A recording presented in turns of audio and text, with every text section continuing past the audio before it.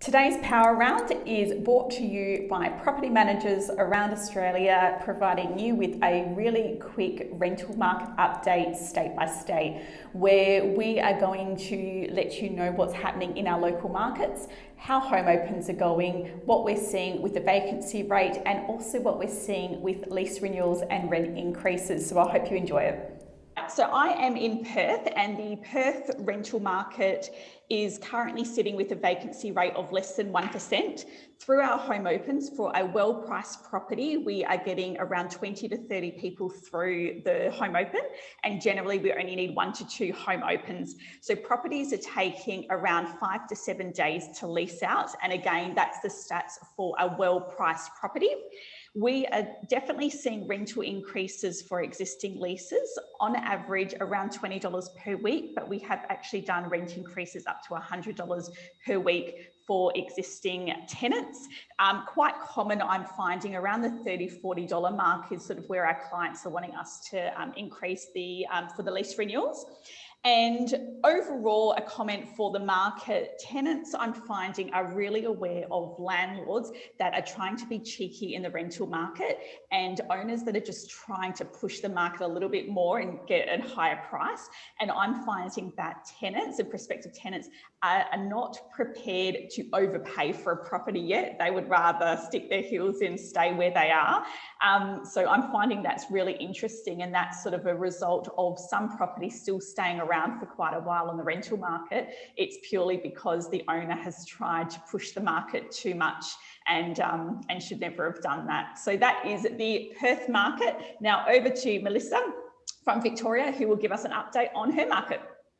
Thanks, Ash. So, alrighty. So, in the Melbourne market is a little bit different. Obviously, we are still sort of coming from the COVID-19 lockdowns and all those kinds of things that happened to Melbourne last year. So there's still a bit of a backlog with that. So within my core area, I actually work within the Western Corridor of Melbourne.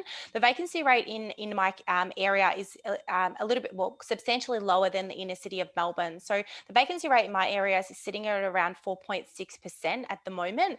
The vacancy rate in the city has been anywhere upwards of 15% for the last 6 months plus. So there's quite a lot of inner city apartments, obviously with all the students leaving Melbourne, the Airbnbs converting to full-time rentals and things like that as well. So the inner city has been heavily hit. My core area is doing a little bit better than that. So on average, we're probably getting anywhere between 2 to 5 people come through per property, depending on the location of the property and obviously the pricing and all that kind of stuff as well. We're finding that a lot of people are wanting to do private appointments still. I'm actually finding that we're doing a lot of midweek inspections, and we're getting a lot more people through the midweeks rather than actually the weekend inspections. So might be a bit of a shift, I suppose, coming from the COVID-19 issues from last year. We're getting, within our core area, our days on market is substantially lower than obviously the inner city of Melbourne. So we're tenanting properties on average in around 15 days at the moment. So that's still quite a good time frame. Obviously the inner city is a lot more affected than the 20 k's out of town, which is where we're located. So the overall comments in terms of like what tenants are saying, look, there is quite a lot of properties on the rental market at the moment within Melbourne. So I'm finding that some tenants are being taking a little bit more time in actually making a decision about like what property they actually want to go for, regardless of if it's an inner city property or the outskirts of Melbourne. So I'm finding that people are taking a little bit more time and they're being a little bit more cautious about what kind of properties they're going for. And we're actually finding there's a lot of applications that are coming through from people that are trying to get a better deal. So they might be paying rent on a property in the city, they're paying quite a high rent, or even inner city of Melbourne, they're wanting a better deal. So they're coming to a property that is a bit cheaper in rent, and they're trying to negotiate either with their landlord or they're trying to move into another property that's cheaper. So that's what we're really finding happening in Melbourne. So a little bit different, but still kind of working on the backlash of everything that kind of happened last year in Melbourne. So that's a bit of a roundup on where I'm from. I'll hand you to Queensland. You've got Corrine. Thanks, Mel. So I am from the Beenleigh corridor, which is the Logan City Council Shire area, and our vacancy rates are under 1%. So February, the vacancy rate was around 0.6%. So that's for the Beenleigh corridor. And we've only got one vacant property available for rent at the moment. So we're seeing between 15 to 20 people through open homes. Now, similar to what Ash said, if a property is staying on the market, it is because the landlord has overpriced the property. Even though the market is going really well, you will still get the odd property that will sit there for longer because tenants still know the worth of the property as well. Now, we get yesterday we received about 16 applications on one property from one open home.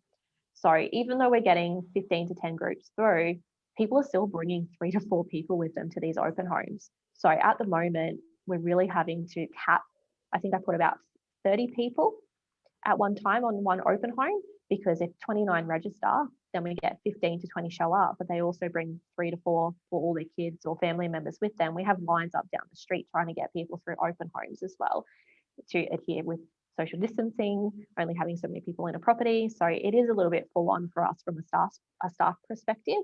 And we are finding that tenants are getting very frustrated when they're turning up to an inspection and there are lots of people attending the open home because everyone's quite stressed with finding a property at the moment.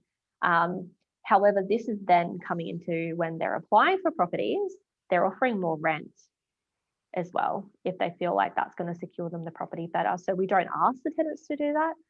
However, we have found that people are offering rent in advance or offering more rent on a property because they've missed out on so many other properties in the area.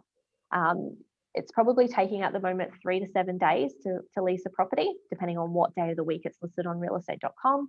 We usually do 1 midweek open home, possibly 2, depending on the quality of the applications and what section of Logan that property is listed in. And generally it's rented from a midweek inspection. We are finding that afternoon inspections are working really well for us, anywhere between 4 to 5 o'clock. We get quite decent groups through open homes. The lease renewal side of things, we are still only seeing owners increase by about $10.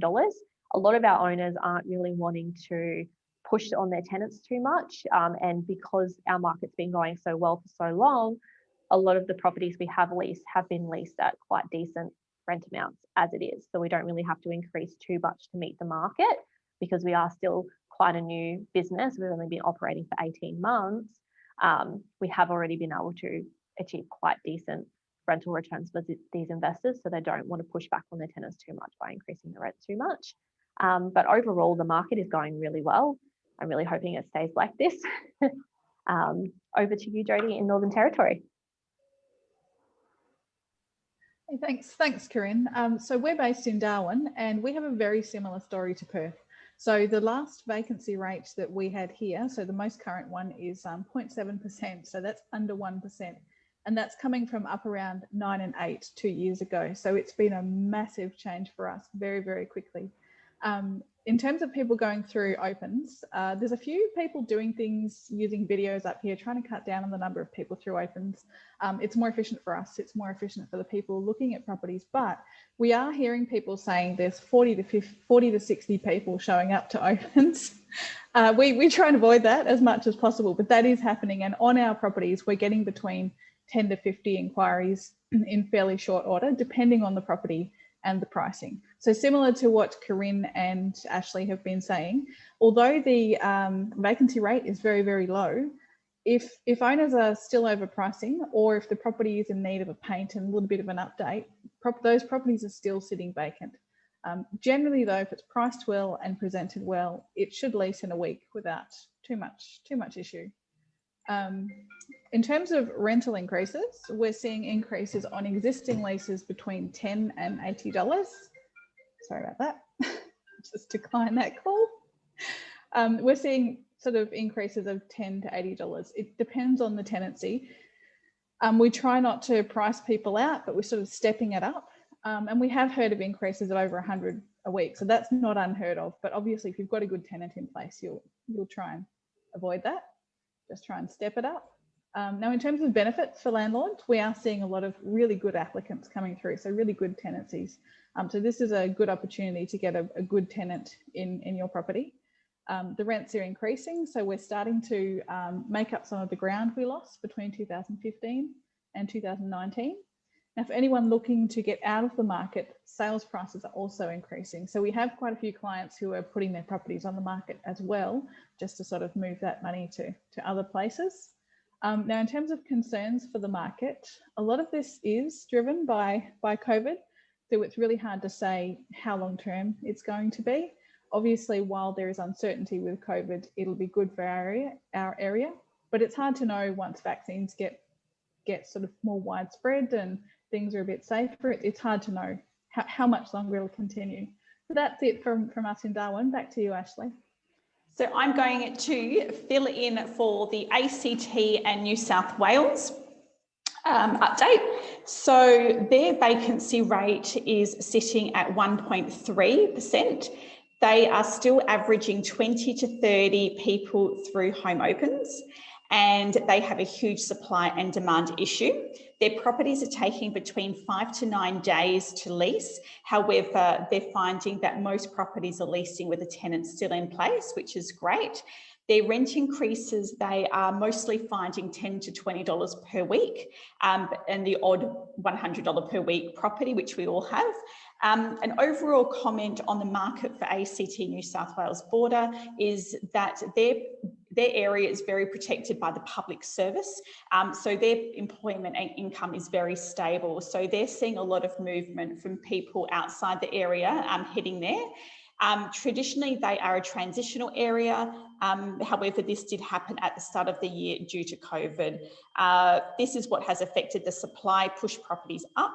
Currently, they have some of the highest weekly average rentals in the country, which is also seeing a return of investors into the sales market. They can't see this changing for some time. The rental market will remain strong. And that update is from Carly Maxwell over at LJ Hooker.